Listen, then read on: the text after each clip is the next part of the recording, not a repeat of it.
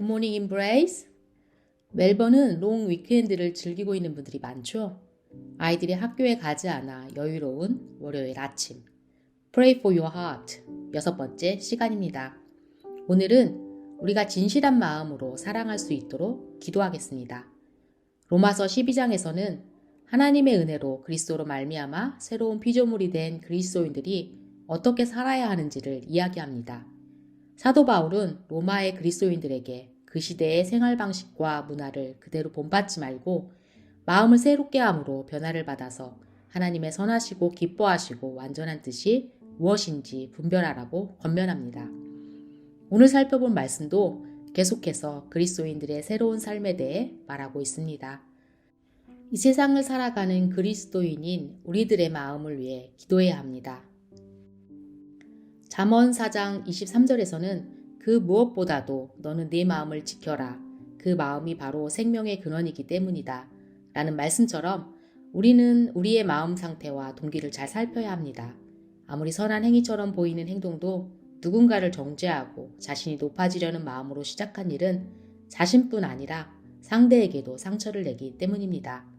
로마서 12장 9절에서 10절 말씀입니다. 사랑에는 거짓이 없어야 합니다. 악한 것을 미워하고 선한 것을 굳게 잡으십시오. 형제의 사랑으로 서로 다정하게 대하며 존경하기를 서로 먼저 하십시오. 아멘. 여러분은 어떤 사람을 좋아하시나요? 친절한 사람, 진지한 사람, 다정한 사람, 재미있는 사람. 이 모두 다일 수 있습니다. 그런데 이러한 사람들의 성품에 반드시 있어야 할 것이 있는데요. 바로 진실됨입니다. 진실됨 없이 베푸는 친절과 사랑을 위선이라고 부릅니다. 9절에서 사랑에는 거짓이 없어야 한다는 말은 진실된 사랑을 하라는 말입니다.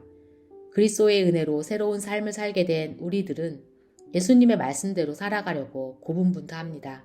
서로 사랑하고 선한 일을 하기에 힘쓰고 마음을 다해 주님을 섬기고 주의 몸된 교회를 돌보기에 최선을 다합니다. 우리는 예수님을 사랑하고 이웃을 사랑하기에 힘을 씁니다. 그러나 이러한 선한 행동에 진실함이 없다면 어떻게 될까요? 진실함이 없는 행동은 상대방이 금방 알아차립니다. 진실함이 없는 행동은 신뢰를 쌓을 수 없고 그렇기 때문에 좋은 열매들을 기대할 수 없습니다. 무엇보다도 스스로에게 힘들고 고된 일입니다.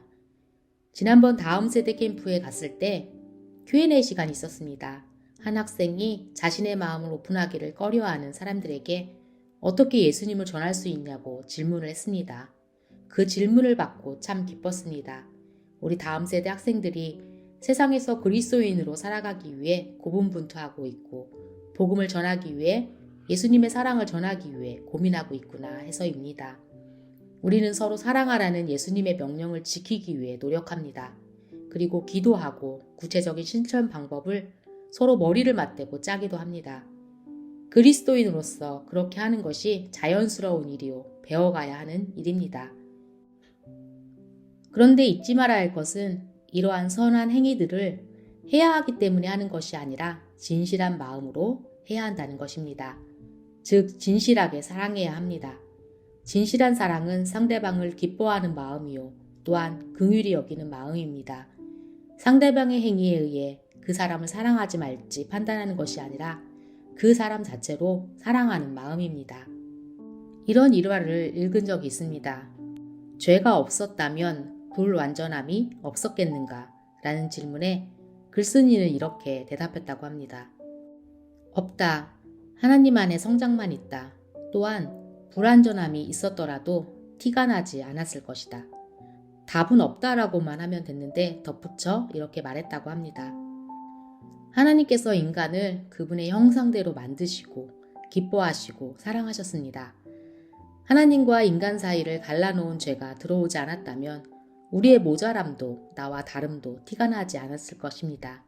나의 기준으로 상대방의 모자람, 다름, 불편함, 미움을 일으키는 어떤 행위나 모습보다 그 사람이 보일 것입니다. 우리는 예수님 안으로 들어오고 성경적 가치관과 시선으로 우리의 삶을 비추어 볼 때 당연한 것처럼 보이는 것들이 더 이상 당연하지 않음을 깨닫게 되는 지점들이 생기게 됩니다. 그동안 사람들의 행위와 모습을 보고 나와 맞는 사람, 친하게 지내야 할지 말아야 할지, 계속해서 관계를 이어가야 할지 말아야 할지를 결정했습니다. 하지만 하나님의 자녀가 된 우리들은 지금까지 해왔던 사람을 대하고 평가하는 방식이 아닌 하나님께서 나를, 사람들을 바라보는 시선으로 바라보아야 합니다.